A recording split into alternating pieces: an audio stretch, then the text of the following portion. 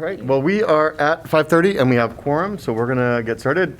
We do have a new Commissioner Cole who was appointed on Tuesday, so this is their first meeting.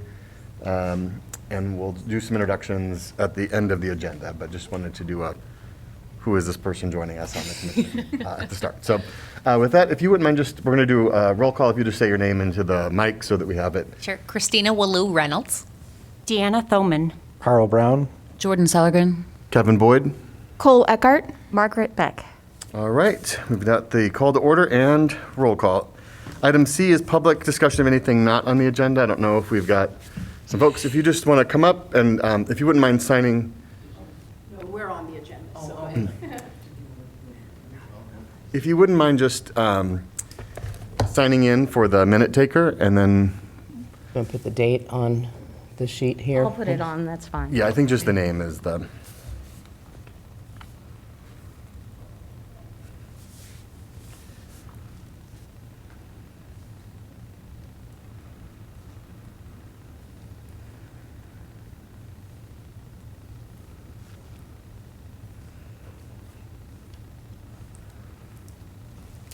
Hi. My name's Amy Kretkowski, and I live here in Iowa City at 714 North Johnson Street, and I am woefully ill-prepared for this meeting.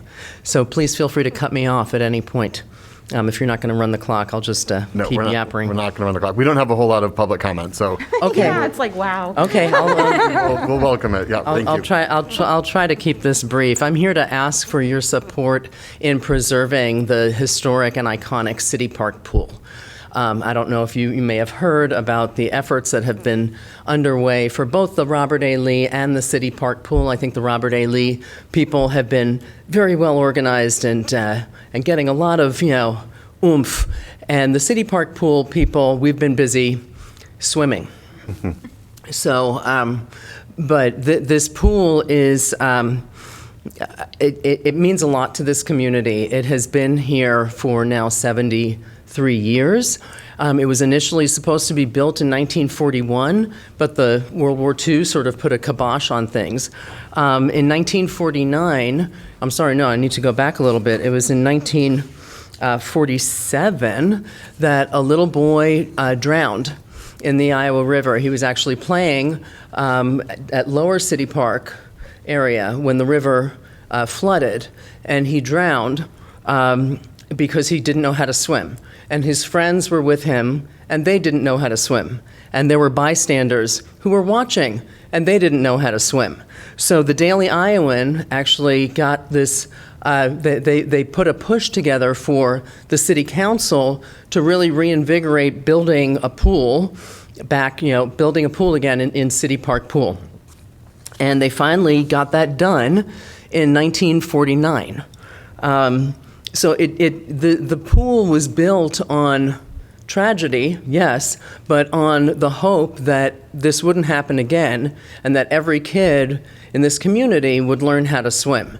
And that's sort of a stated goal of Parks and Rec, and it's really a goal of this pool. I don't know how many of you here are swimmers, if you enjoy the pool at all. It is such an incredibly special place.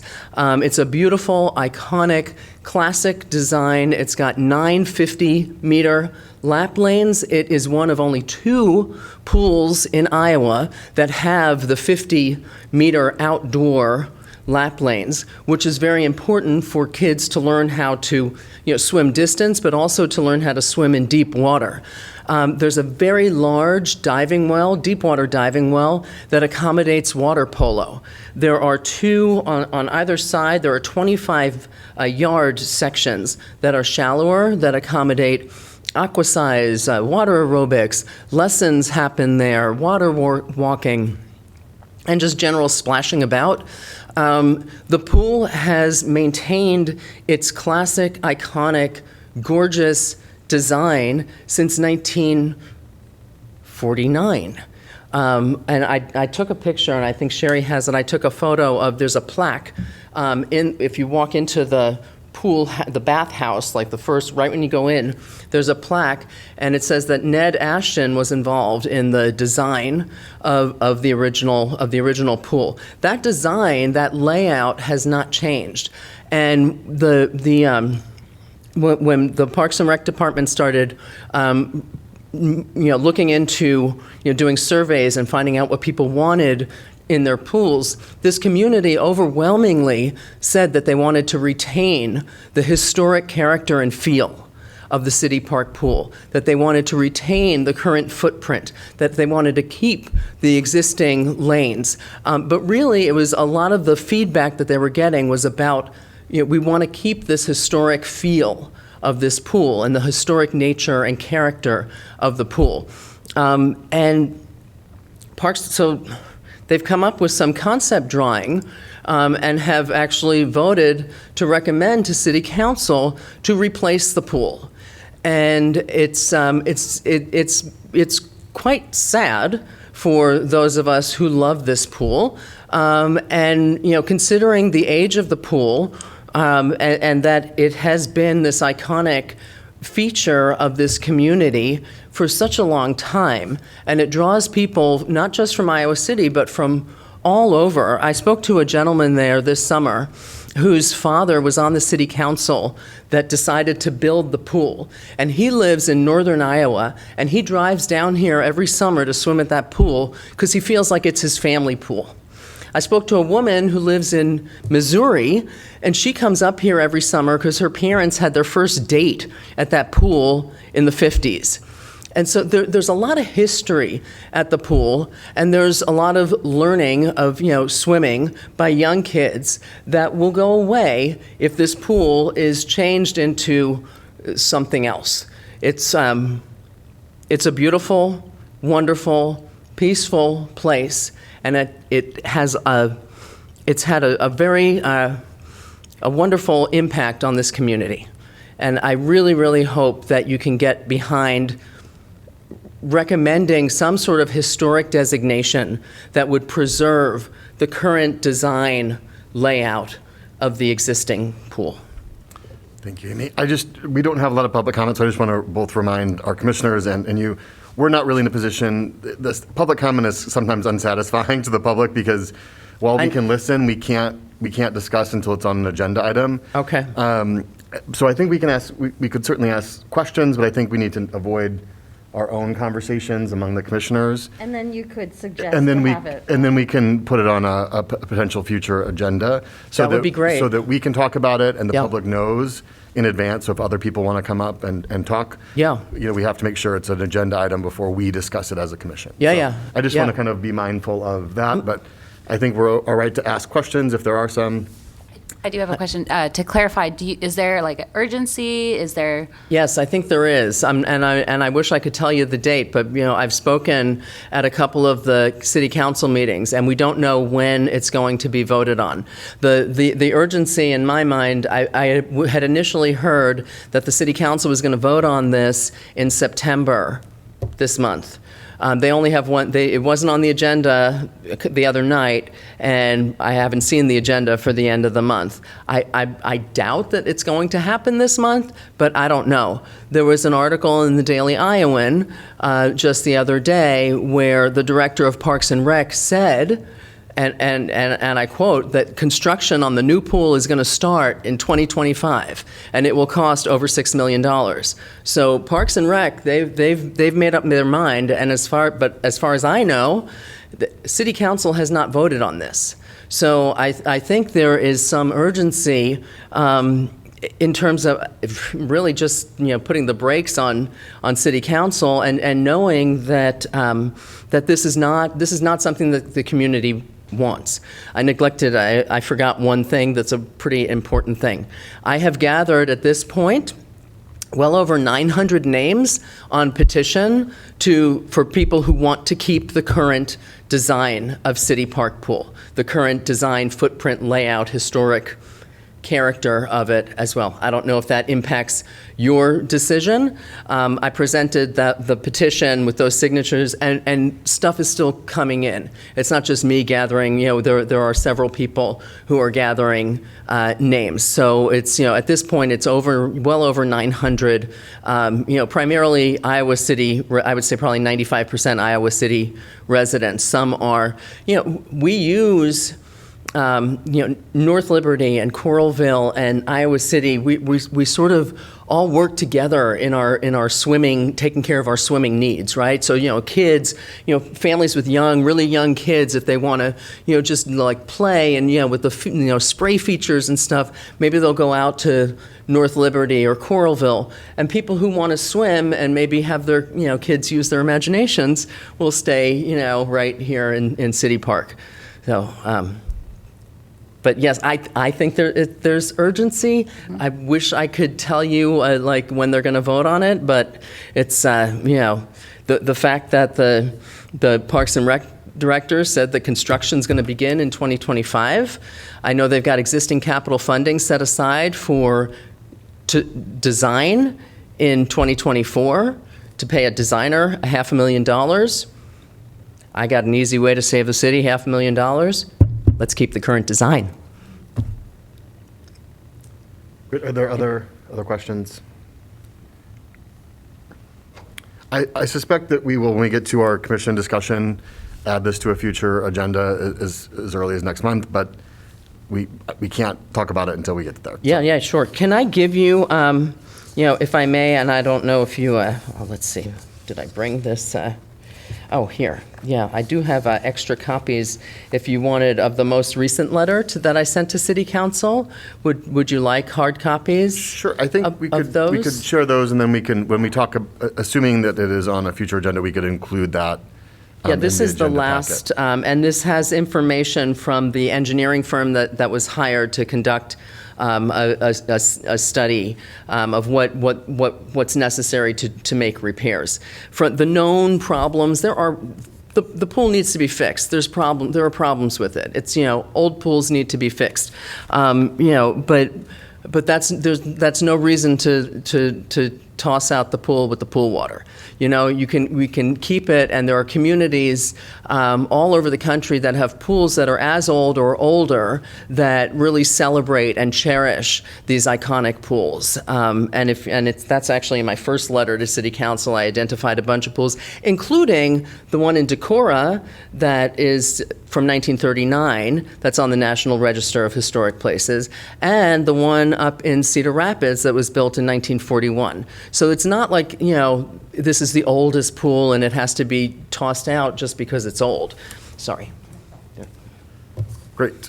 Well, thank you very much. Sherry, I don't know if you're also going to. So is this? Sorry. Sherry, I'm sorry. You either need to, you can.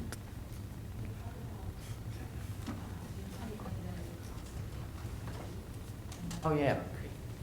Can I just add one more thing? Yes. So, and I think that's, part of that is in there. So the engineering report, the very first item of the engineering report says that the city should hire a structural engineer to figure out what's wrong, to determine or to evaluate the concrete pool vessel, the main structure. We've been told that it's leaking 30,000 gallons a day. That's a lot. I don't know where that water's going, but okay, be that as it may. Maybe it's leaking 30,000 gallons a day. The second item on the engineering firm's report said that the city should perform leak detection testing, and that would cost $4,000 to $6,000. I will write them a check right now. Get that testing done. It's important. If it's leaking 30,000 gallons a day, and it would take $4,000 to $6,000 to figure out where the leak is coming from, let's figure out where the leak is coming from. The known problems, which are in that letter, the known problems, the total amount to fix all the known problems with the pool, $573,000 is what it would take, according to the engineering firm. And of course, that doesn't include the unknown problems of the concrete pool vessel and the unknown problems of where the leak is coming from. But it's going to cost millions and millions and millions of dollars to replace that pool, to tear the existing pool out and put in something new. And I really think that, this community really does appreciate the historic value and feel of this pool. And that's why I wanted to bring it to you guys' attention, because, well, you're the Historic Preservation Commission, so, I would think that you would, kind of appreciate that as well. Thank you very much. I will, once we get to the commission discussion items, we'll let you know what we decide in terms of a future agenda item. Great, thank you so much. Thank you. Thank you.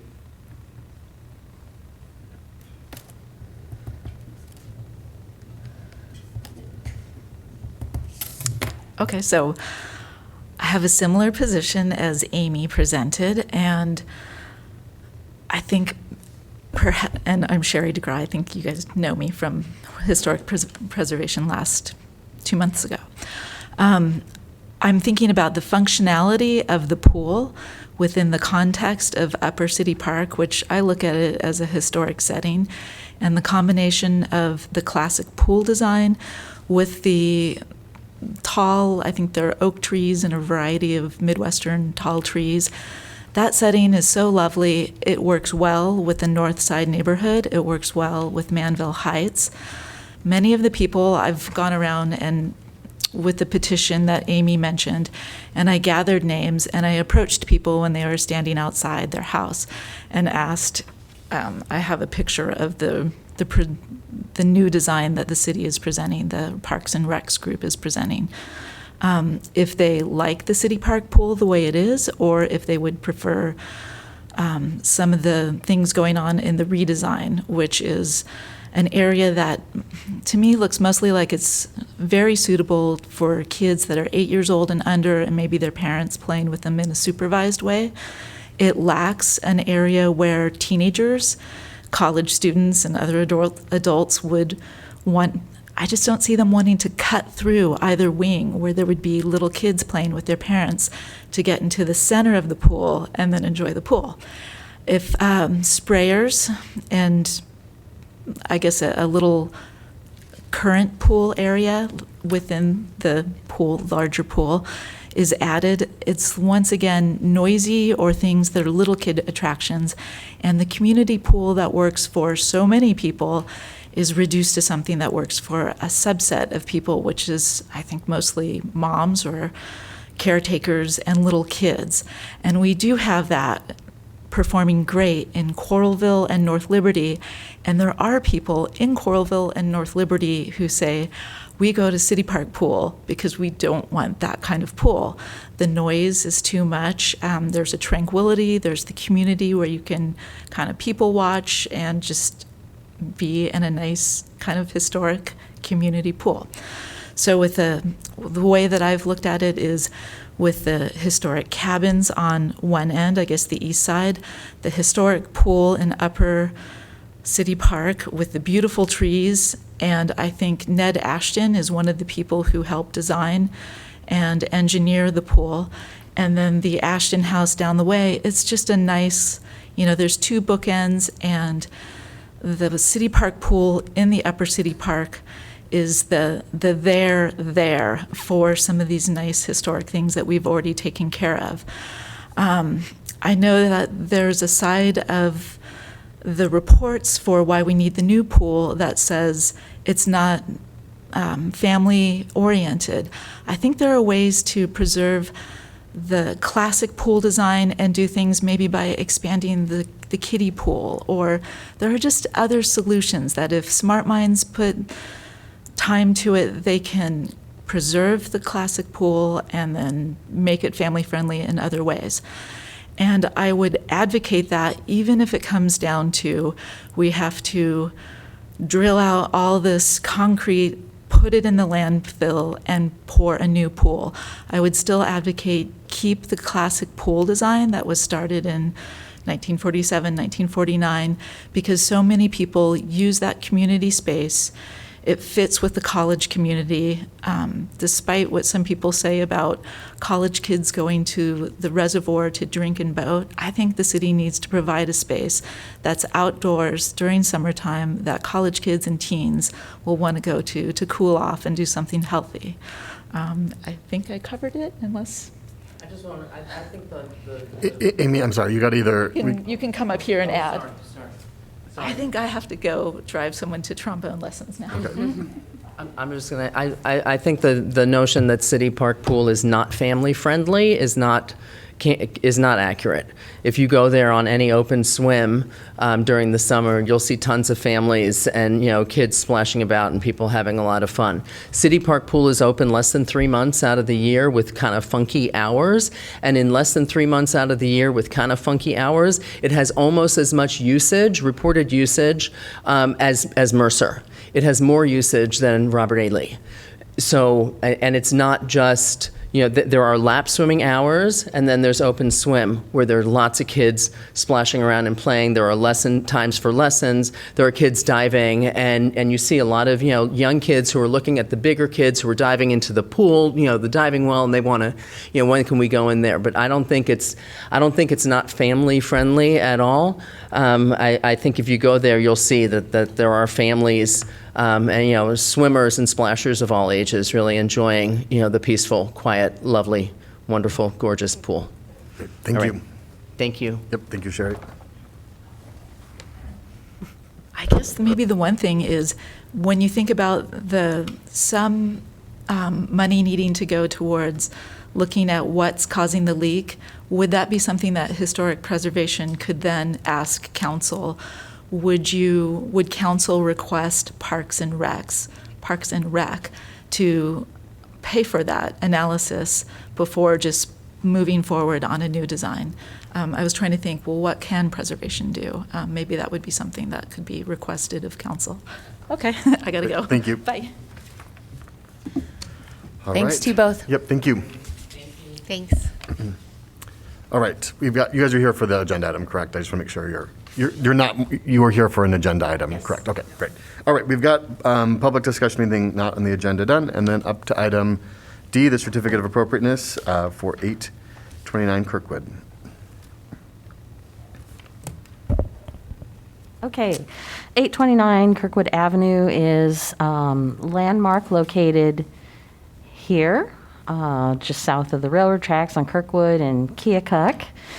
This is a shot of the front of the house at one point in time. I have a mixture of shots of this house from a variety of different decades. So anyway, we're looking at basically a hip roof. There's a projecting front two-story gable here with a projecting two-story bay with a flat roof. There's a flat roof front porch that wraps around, another projecting gable on the side. This is the north face of the house.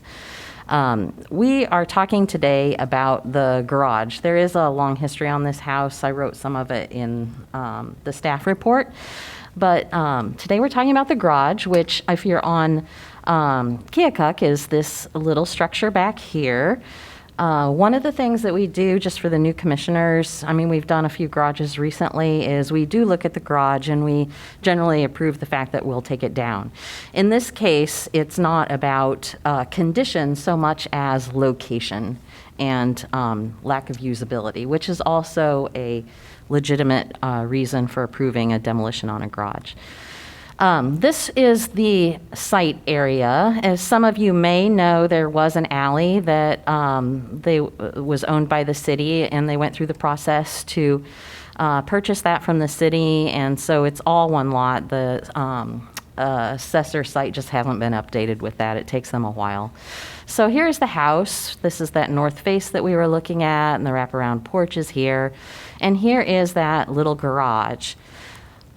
Just because it's interesting, this happens to be the 1933 Sanborn fire insurance map. This is the earliest map to show this area. We see the house, two-story dwelling, wraparound. This would be the wood shingle roof, the little circle. There's a two-story addition on the back with a one-story addition off of that. And there was an open porch along the side. Here's that alley, and then here's the garage. At this time, there were no other houses in this portion of the block. There was a little workshop and stuff in this corner. This is a map that we have upstairs, and it's the 1933 map that has been updated over time by staff through the 60s and 70s. This shows the house. In the color maps, we can tell that it's brick because it's pink, and the wood porch because it's yellow. The little garage is still here. And you can see, pasted over the ghost of the little workshop, These houses were added in 1955, and so that's why they were updated. And the garage is still here at this time. Here are some shots of the garage. We know it became an artist studio, and then this little addition was added to the side because it was originally just rectangular. Just some general shots. It's not in good condition. The applicant had done some work on it just to keep it standing, but it's not suitable for the use. The property, it's a large house. It obviously hasn't had a carriage house, but it would be a suitable property for a carriage house. Having a two-car garage is certainly something that that could be accommodated. Another thing I want to show you is when we're looking at a location for a garage, so here we have a corner property, we have streets, and we have an alley. We are always interested, first off, to have a garage off an alley so that we're not creating another curb cut or it's not competing with the house. And then the next thing that we consider is making sure it is behind the house. With a house like this, especially since it's never really had a large garage, putting it as far back in the corner of the lot as possible is the ideal situation. That way, it does not compete with the house in any way. So this is the site plan. The proposed site plan shows the house. You can see the property line. There is a required setback. On the rear here, it's just 5 feet. The roof can overhang within that setback. And so they'll basically have a little, a drive entrance off the alley here. This is showing the roof with the wall underneath, and the roof is something that came up. This project had a preliminary review, and so I thought, we'll just have a brief refresher on some basic roof shapes, just so you're aware. And I can't remember which order the slides are in, so FYI. This is a plan of the proposed structure.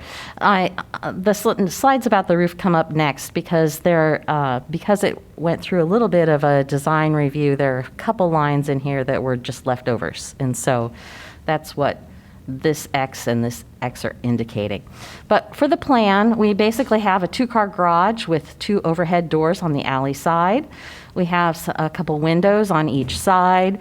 These are the water diverters at the end of the downspouts. And then we have an extra space for studio or storage or whatever they want. It will have another smaller overhead door, and this will face Keokuk Street.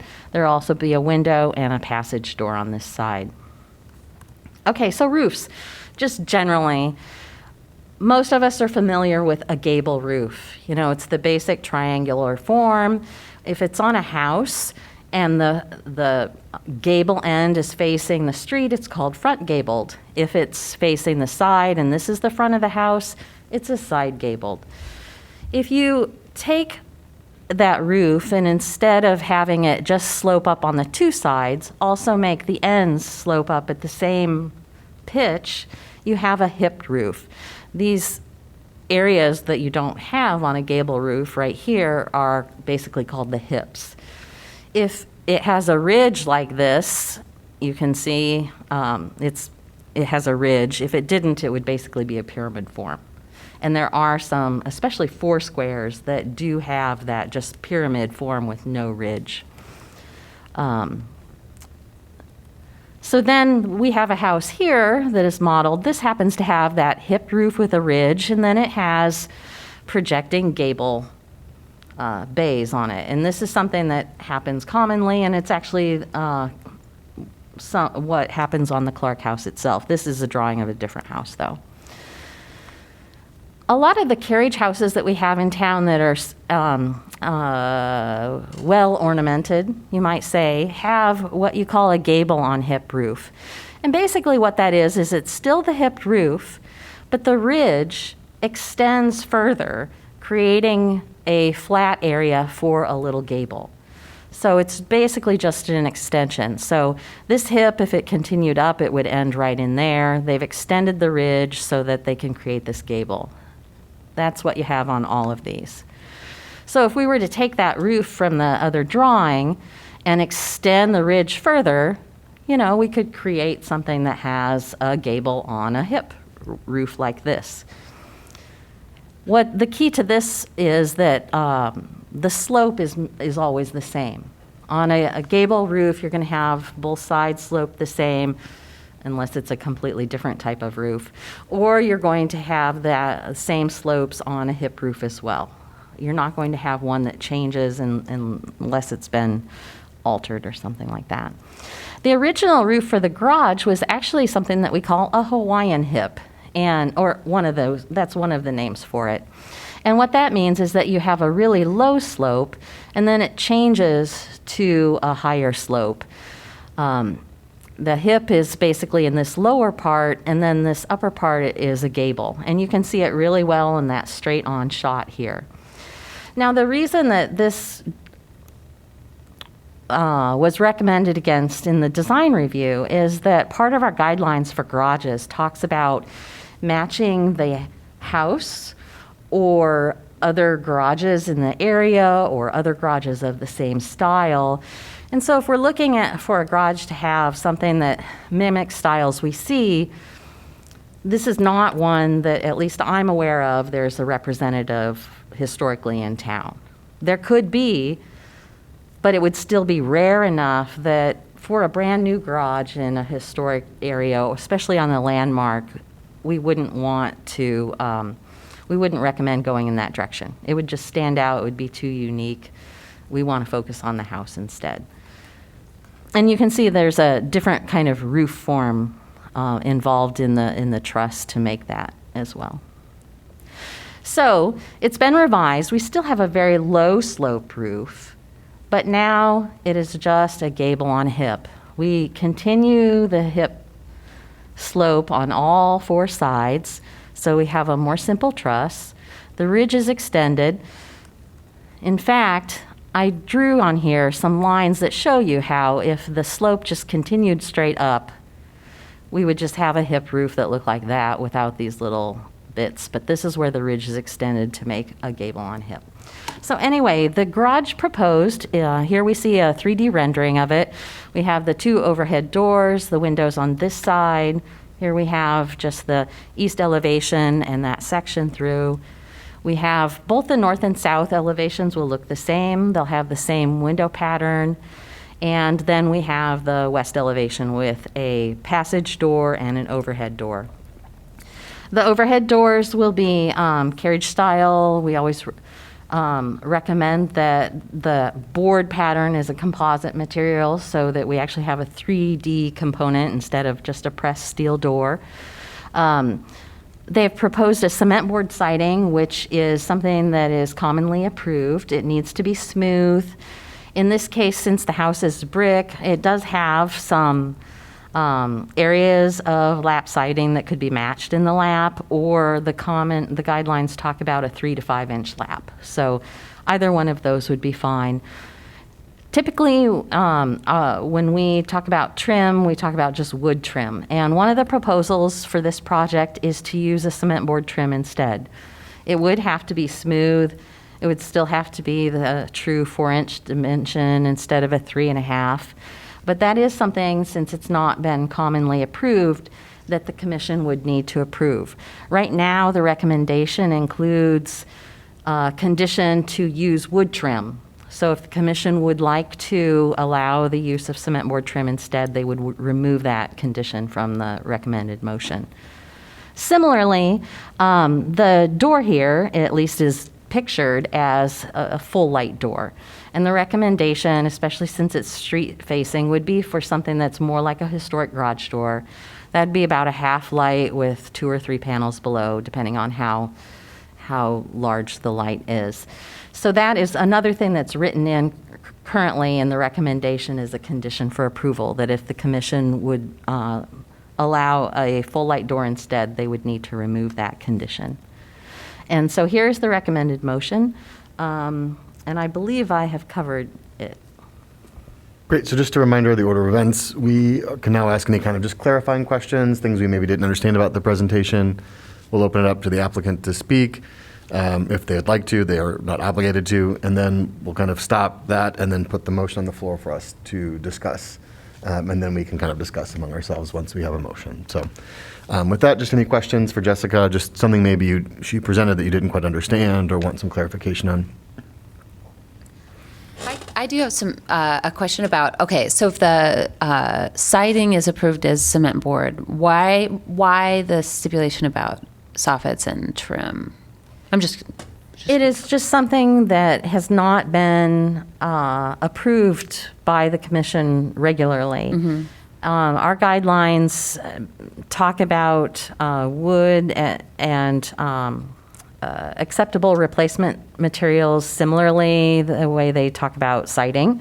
So it would not be too unusual. I think it has to do more with when we're talking about a historic building that has its original materials. When we start replacing siding, we require that the original trim remains. And so in that case, it always remains as wood. Sure. And so here we are talking about a new structure. And it could also be that in the past, there might not have been quite the same availability of materials, like trim pieces that would work. Cement board, it does have to be sealed depending on it. Any cut side should be sealed because it can wick in moisture that would destroy the material just like a wood material would. And so while you can cut cement board and it's frequently cut to length and stuff like that, actually trying to make it fit a certain trim profile is not going to be a common practice or in some cases possible. Okay.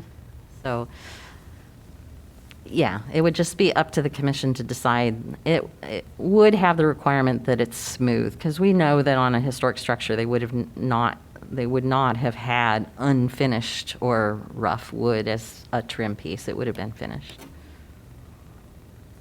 Other questions for Jessica? Yeah, I didn't quite catch the new area size Oh. versus the old one. So there is a distinct difference, and I think that you can I think that we have a little gray outline here that depicts the size of the original garage. It's dashed because it says existing garage to be removed. So basically we have about this size. So it's significantly larger. Yes. We go from a one-car garage with a added side to a two-car garage with a little extra length. And what exactly is wrong with the existing structure that it can't be repaired? It's not large enough to meet their needs. So adding an addition to a garage like this to make it a two-car garage or extra long, it is also in some disrepair.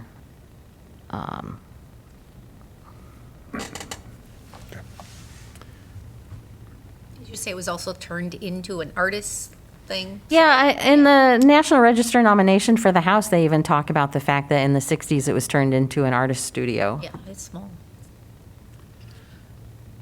Okay, let's. I feel like our questions are moving into a direction of discussion, just a little bit. So with that, I'm going to open up the floor to our applicants. You're both welcome to speak, maybe just one at a time. Oh, one at a time. Well, I And mean, you can just like both come up, but Okay. just, I mean, we have rules, but we don't always, We're a little bit more relaxed. we're a little more flexible than the city council. Well, one of the reasons we need to build a garage is we have two enormous black walnut trees on the property, and my son's car window was broken by a walnut, and just like a month ago, my dad's car's window was broken by a walnut, so we need to protect our cars. Right now, I park in that little garage, and my car has dents on both sides because I can barely get in the garage. And then my husband's truck is in a little tent, so it doesn't look the greatest.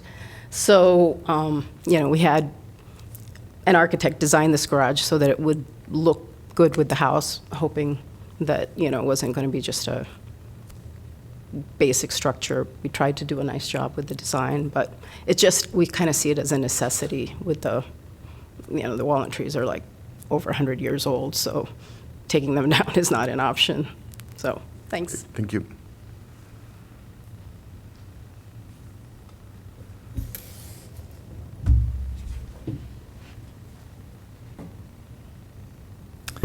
Hi, my name is Brad Paulson. I'm co-owner with my wife of the house. To your issue of why tear down the existing garage, when we moved into the house, it was in such sad condition that I had to replace almost every roof truss. I had to replace some of the studs in the walls, put on a new roof with new sheathing. All that is done 8 years ago, just so I could get it to last long enough that we could finally build a garage that would fit 2 cars. Like my wife said, it has an 8-foot door, but the opening for the door for the garage is really only about 7.5 feet. So my wife really has about 4 inches on either side of her car to get in, which is why it's getting scraped and dented all the time. It really is ramshackle. The floor to the garage is gravel and broken concrete. It's pretty dilapidated. With regard to the wood siding versus the cement board siding, we have found a provider. They're called LP, and I can send you a link. They do make a 4-inch reveal cement board siding, smooth textured. So that would be the one we would use if we would get approval for that. I know that Jessica had recommended originally a beadboard soffit. However, the existing house does not have a beadboard soffit. It's a smooth soffit. In that original picture of the house you saw with the yellow paint, I personally replaced every single board. Every single board you see up there that's painted yellow has been replaced by me as per the original specs of the house with solid wood. Those soffits are smooth. There are no beadboard in those. So that's what we hope to match, and the smooth soffit in the garage to mirror what's on the house itself. That again, we propose using smooth textured cement board. That 4-inch revealed cement board siding comes pre-painted, so it would be sealed properly, and it's got, I think, a 35-year warranty on that, so it's a good product. The original roof design, just so you know, the architect was trying to grab the roof pitch from the existing house on the top, as well as the slower sloping addition on the back. That's why we combined the 2 pitches. But we're completely happy with the revised drawing of just having 1 pitch on the garage. We do have a little bit of a problem with placement. Because of the 2 walnut trees that my wife mentioned, and we want to preserve those trees. There is one. I'm sorry, I'm trying to find this. There. So you see the 2 circles, that one, yeah.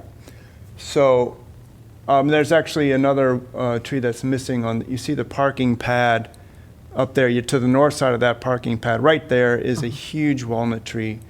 So that is there, and then the one by the garage. So they're massive, and we don't want to lose them. So part of the design, I insisted with the architect for the garage, is that we use column pier foundation instead of a typical foundation, so we don't damage the root system of that tree. That leaves us with very little options for where we can actually place a garage, if you want to preserve those trees, which we do. All of the other houses on either the Keokuk or on Marcy have their garages facing the alley, and we're going to keep that, obviously. That setback gives us just enough space if we increase the garage doors to 9 feet to get our cars. And I have a pickup truck I use for work, so we need to be able to get that in there as well.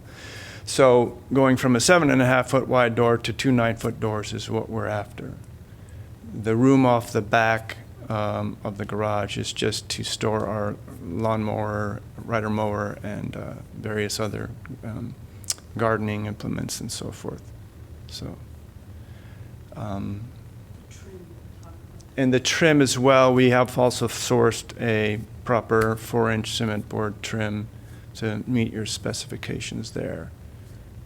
We do want to do a good job on this. I spent a lot of time getting the house restored. I don't really want to drop the ball now either, so, yep. Okay, that's all I have to say at the moment. Thank you. Great, thank you. Yep. One of the reasons we wanted to use the cement board for the trim as well as the architect recommended is because the cement board won't need to be painted for 10, 15 years. But if we use wood trim, that would have to be painted every 4 years. And he just thinks that may not happen. It might just, fall into somewhat disrepair because the rest of it won't be needing painting. And you had mentioned that back door was a full light. Oh, That's actually a solid door. There's no glass in it at all, Okay. is what Sanjay said. I don't know if he drew it that way, but Yeah, he drew it as a full light, but we would recommend a half-light door. half light, okay, we could do that. So, thank you. Great, thank you. All right, so let's get the motion on the floor as it exists, and then we can discuss and amend as needed. Does that work for folks? All right.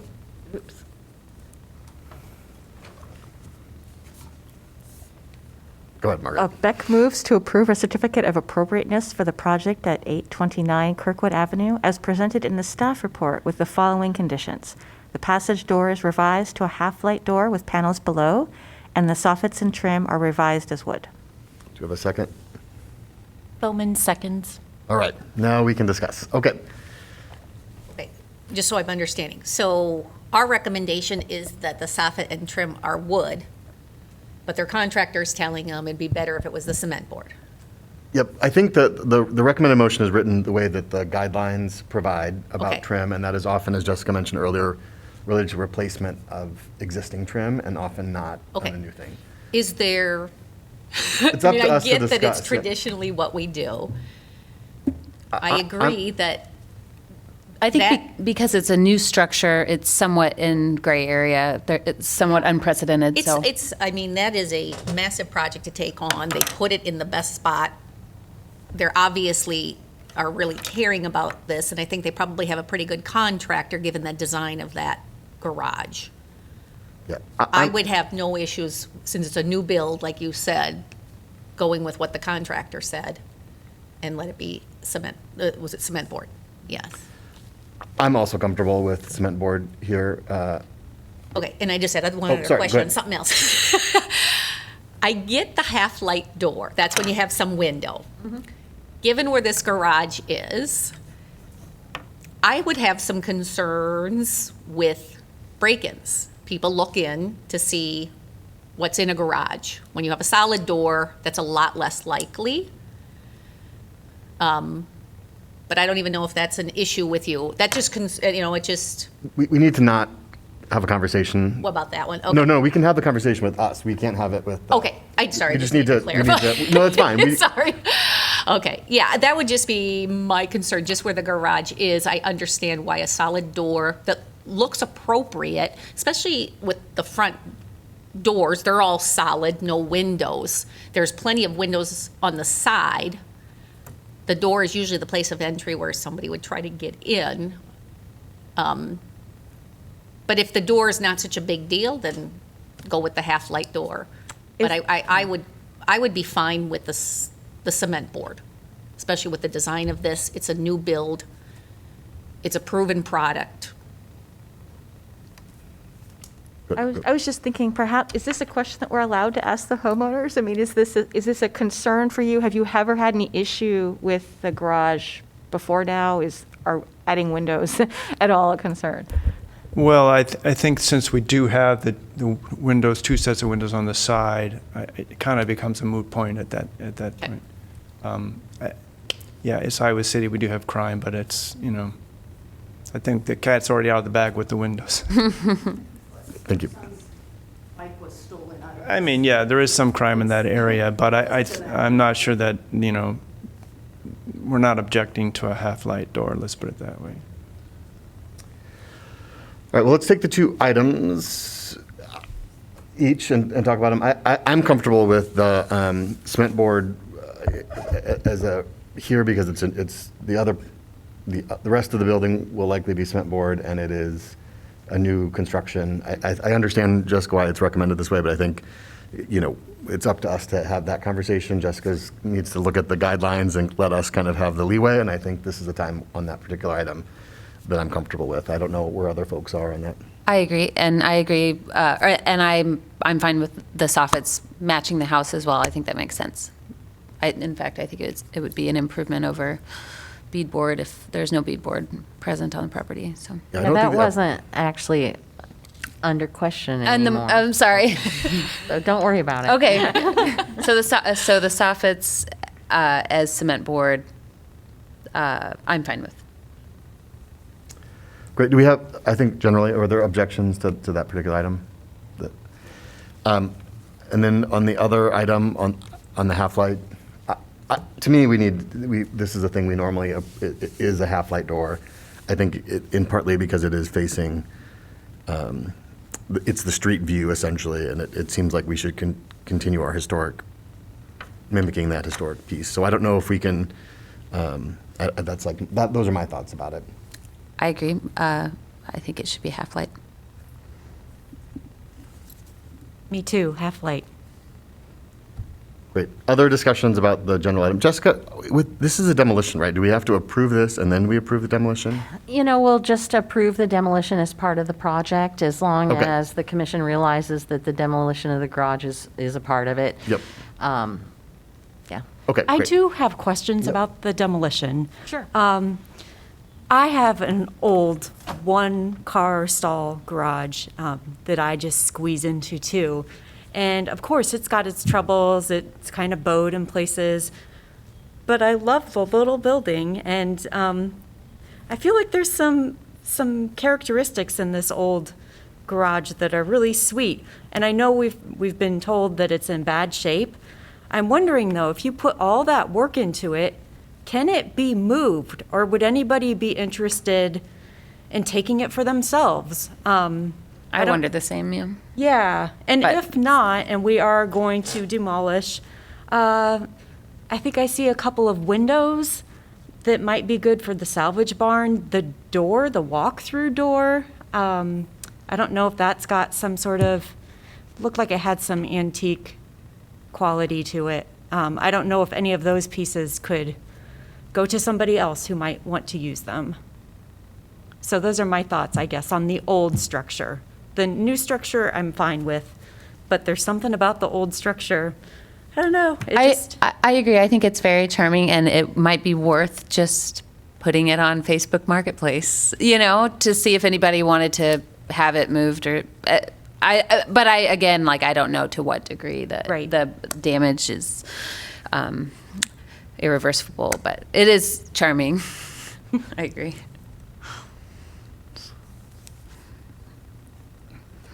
The other thing I would say, as we talked about the different elements, right? The cement board, no concerns with that. It's a brand new structure, and so it makes perfect sense to me to have it be a consistent material because, gosh, that's a heck of a lot easier to maintain when you have to maintain everything the same way.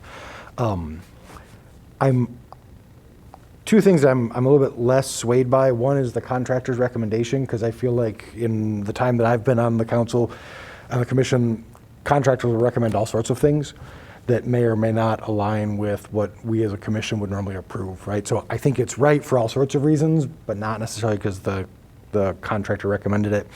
The other part I would say is that I like the two-car, I don't like, but I feel that the two-car garage is an appropriate garage for a house of this size with a lot of this size, not necessarily because a homeowner's car fits better or worse into the garage that's there, right? Because by that logic, if someone happens to have a larger car than any historic garage that might exist on our property, they could say, well, my car doesn't fit, so I need to take it down and put up a bigger one, right? Whether the commission thinks that's appropriate or not. So all of that said, I agree with the project and with all of the things asked for in it, maybe just for different reasons. Jessica, can you just remind us on what the guidelines say about the demolition of a garage?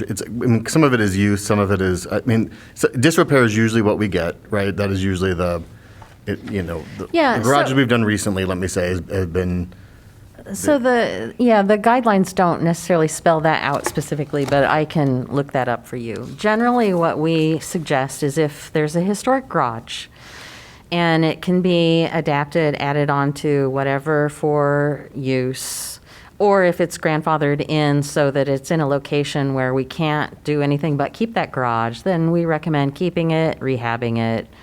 If the lot's big enough and the orientation, everything is right so that the little garage can be kept and a new garage can be built, that would be the second choice. And the third choice is putting the garage where the little garage is, because that's the best location for it. And as far as salvage goes, we have never put that as a requirement. The commission could recommend that they seek to allow salvage, but it's not typically something that we would put as a requirement. So. I think what you just described, though, Jessica, was what I was looking for. So okay. I just wanted a little. Sometimes it's helpful for us. We see a lot of different things that's kind of helpful to just make sure we're understanding how these fit with other stuff. So sometimes we're learning as we go sometimes. Mm-hmm. Other thoughts? I know this garage structure was on the 1933 Sanborn maps, but when was the house built? 1874. And do we know when this garage structure was built? No, we don't know anything except for before 1933. Yeah.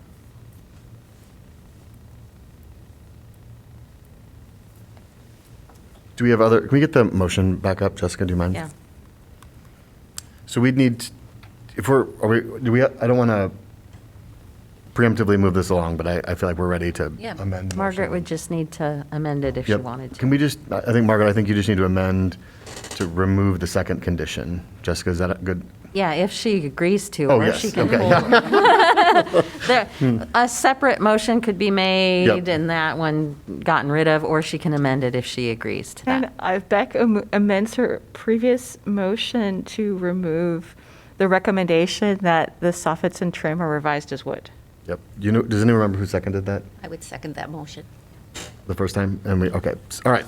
So we've got the motion here. It is as written minus the second bullet. Does everyone know what we're voting on? Mm-hmm. Are we ready for a vote? Mm-hmm. All right.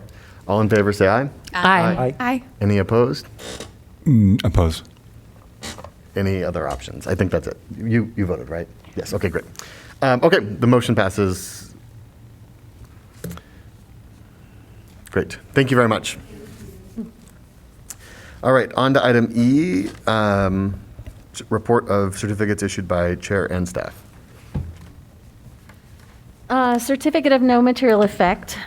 This house is in the Goosetown Horseman Conservation District, and they are removing this 1950s railing. It's not required by code, and it's technically an intrusion.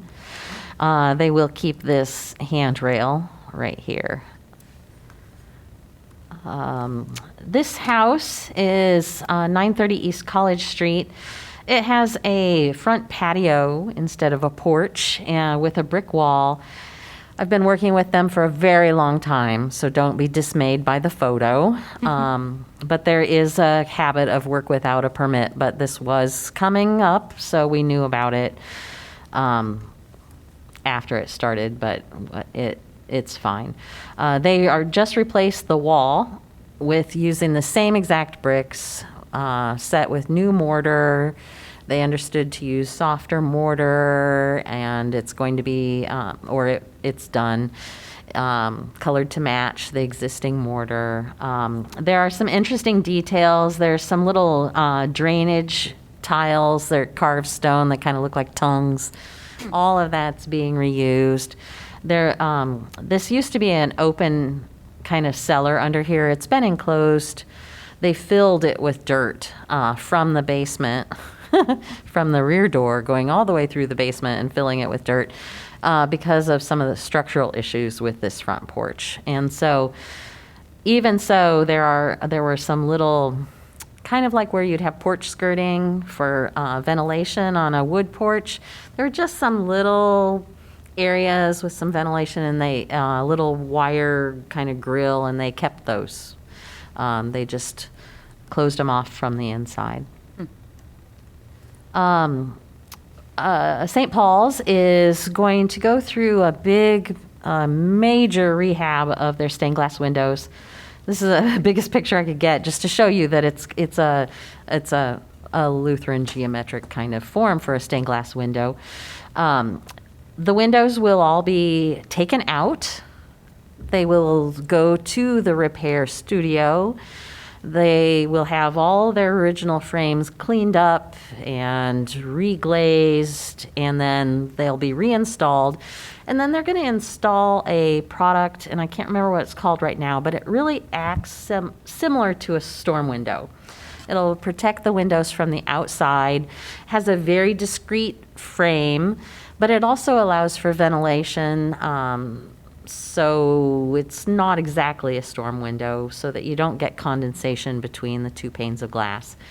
But they'll be just as visible as they are now, but they'll be protected from the weather. We had a couple staff reviews.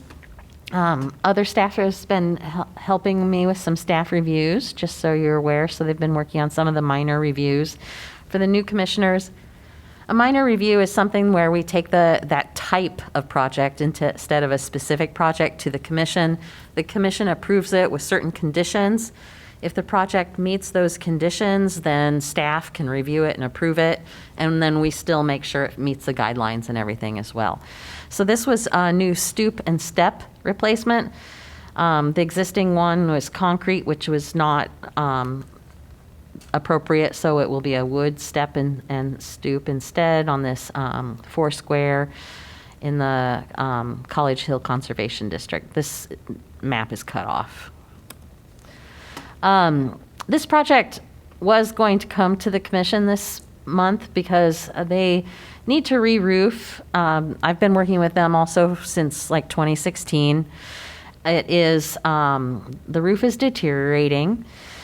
It has this type of gutter that we've approved for removal recently. It's also called a Yankee gutter. I've recently found details, so I know how these can be reconstructed as well. At the same time, this one was way past that. It was going to come to you for the gutter removal until research, we found that it was actually approved already for gutter removal in 2013. But at that point in time, they only got approval for this lower portion, and they were keeping the roof, but the roof needs to be replaced. So we were able as staff to just approve the replacement of the roof. The original gutter removal specified half-round gutters, which is what we would recommend anytime you have to look up and see the trim there. And we're still working through to make sure that their contractor understands that. 823 Bowery, this is a project where we worked on approving some basement wall stuff, and they just got approval for a deck. It's a little bit interesting because they wanted a place for their trash cans along this side of the house, but our requirement for a staff approvable deck is that it's set in 8 inches. So this is actually a 3-foot depth, but the deck is going to be 8 inches less than that. 28 inches deep. But they're also going to have a deck off the back door. Intermediate review is chair and staff.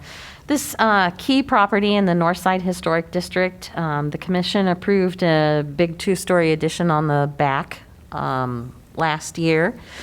And they decided that they wanted to put an entry canopy over the rear pair of doors. And so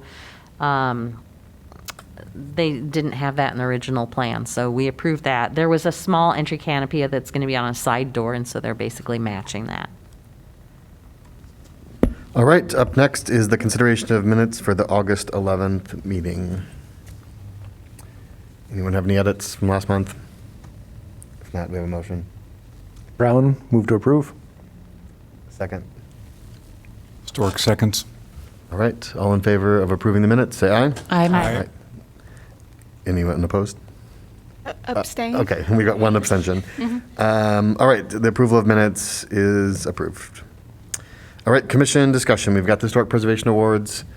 I'm going to take some chair liberty to ask about an agenda item. I think we should. Sure. Does anyone? Also, I want to say that Stork arrived during the public comment section. Oh, great, thank you. Forgot about that. Anyone object to us discussing the city park stuff city park pool next month? Not at all. And I just wanted to point out, your next meeting is October 13th.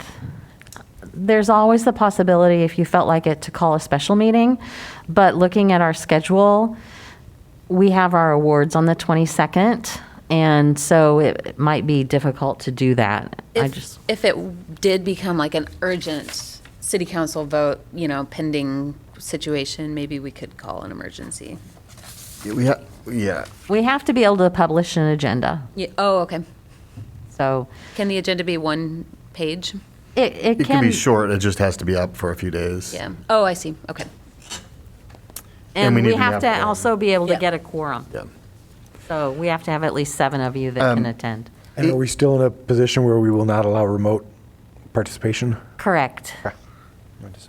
Per the governor? No, per the city staff. I don't think it's actually code, it's just the city's policy. Okay, well, Amy and Sherry actually emailed me yesterday and asked if we could have a conversation. I did not know they were coming tonight, and I emailed them today and said I'd be happy to chat. So, I will let them know we're going to discuss it next month, and maybe just keep in mind any timeline issues. Because that council meeting will be probably that Tuesday before. I mean, there will be a council meeting on that. Yeah, I think there's one the 20th of this month. Yeah, but I think it's the first and third Tuesdays, I think, right? Or the second and fourth? I don't know. Anyway. Not up on that. Okay, well, I'll be in touch, and if we need to, I think the chair can just set a meeting if Yeah, you can call for a meeting. if I we would need to. I would move things around for that. Okay, so let's see where we're at. Okay, Historic Preservation Awards. Okay, so, What's the plan? I'm out of the loop. yeah, I know. I just want to okay, so it's Thursday, the 22nd. Doors open at 5. We're not going to have food. 5:30 it starts. We will have both Kevin and friends give, this is what we've been doing for the year. And then we'll go through the sections. And our last award will be for PS1, and there will be a video component. We still need to do kind of why we're giving the awards for that, FYI, and I can talk to you about that later. Because I offered to write that yeah. in the opening Yeah, we section. kind of, I'll talk to you about Okay. it. So, both Margaret and Deanna have volunteered to write some. I gave, so we have 4 paint awards. We have 6 residential rehab awards. We have the 1 new building, 1 commercial rehab, and PS1. So I gave Deanna all 4 paint ones to write, and she has written 3 of them at least. Yes. And I gave Margaret 3 of hers, and I don't know, have you written any yet? No, I have them all, I'm looking at them, I'm working on them, I promise. But, yeah. So I gave Deanna then the new construction and the commercial rehab as well. We do still have 3 more residential rehabs, and if you don't think that you would get to that, I have not given them to you yet, then I could give them to somebody else or write them myself. Just, I don't want to put you on the spot. That's not the No, point. it's okay, I can help. I've been reading through the old scripts, just trying to figure out how people are pulling out, Right. the parts. And also, I did have a question about, do you put together the slides from the photos submitted? So if I just write this generic thing and there will be slides? Okay. And it's best because, at least I have found in the past, that whoever presents them, for them to make sure that they have the right slide to talk about a thing adds more stress. And so it's easier to just have the script and then mark in the script places that are spaced out time-wise and just change the slides so that you're not talking about the specific slide. we try to make the images so that everybody can look and see what it is, you know, and it'll say before, during, after, that kind of thing. So don't worry about looking, or, you know, don't worry about having it relate to an image. So we do need to figure out presenters, because we don't have Sherry anymore. I'm going to make a program for this. I'm just going to crank it out. I'll be happy to present as many as you need. Okay. So we know Kevin's going to do our introduction and probably PS1. I didn't know, did you feel like presenting any? I'm perfectly happy to do it. I was planning on attending, and I just assumed, yeah, I'm there for whatever you need, so. Well, you had volunteered at one point, and so I gave you a section that, I mean, you could present your own things. And I would read it through, you know, Okay, so sure, that's we great. could work on that. So, and so I know Deanna probably doesn't want to, so. You're welcome to if you'd like. You don't feel obligated. Yeah, you don't have to feel obligated at all. So we could always have Jordan do the paint ones, so that's 4 of them. And then we would basically, if you did the 6 rehab ones, then we would have, it would be best if we had one person who did the new building and the brewery. And so either Jordan again or one new person. Whatever you need me for, seriously, I'm fine with. I'd be happy to help out. As far as I know, I'm here then, and so can do so. And if Jordan just said she'll do whatever's needed, then if for some reason I trip and fall and can't make it. Great. Yeah, that would work. We could do that. Just so I'm clear, so you're finishing, thank you for writing. Yes. Would you want to present or not? You don't have, Only if there are others who really do not want to do it. Like, I'd be okay with it. Are you thinking? well, if you didn't, we could have, I just was trying to figure out, to kind of use this time to decide Yes. who's doing what, I think. Yeah, So- I want to decide right now. Yeah. So Deanna, Yes. you do not have to. We have other volunteers. But if you want to present what you have written, that's your call. So you're on the spot to make that decision immediately. Either one is fine. We have enough people to present. If you don't want to, it'd be great if you did. It really. Can split it up. Yep. We could split it up if you wanted. We could trade words. Maybe trade it up. No, let's have one person do one whole section. Yeah. So if I'm doing the painting awards, I mean, that would make sense for me to present those. Yep. Okay. Sure, I'll do the painting awards. Okay. Just so we have a variety of faces, right? Yeah. Yeah. Great. And then Margaret, you're comfortable doing the residential ones, and then why don't we split up? One of you, instead of me introducing PS1, maybe one of you introduce the video, and then somebody else do the other 2. So Union Brewery and PS1, and then what else? So we have the new garage on South Summit. That's our only addition and new construction. So it would be one person, I think, doing the brewery and the garage, and then somebody else doing the PS1. Having never attended these in person, I'm also okay if the flow of them is easy. It's not a participation thing. So if the flow is easier with one person doing it, then that's okay too. I'm just saying, sort of like Jordan did, I'm happy to present if that's helpful. I think what we've proposed is fine. I think we need to have one person do these 2 categories where there's only one award. I'll take PS1 if I can just take it. Okay.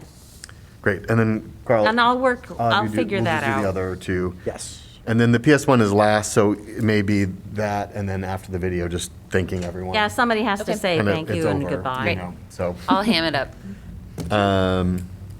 Great, and then I think that is it. I guess the only thing is do you want to try to write all 6 of those, or should we split it up?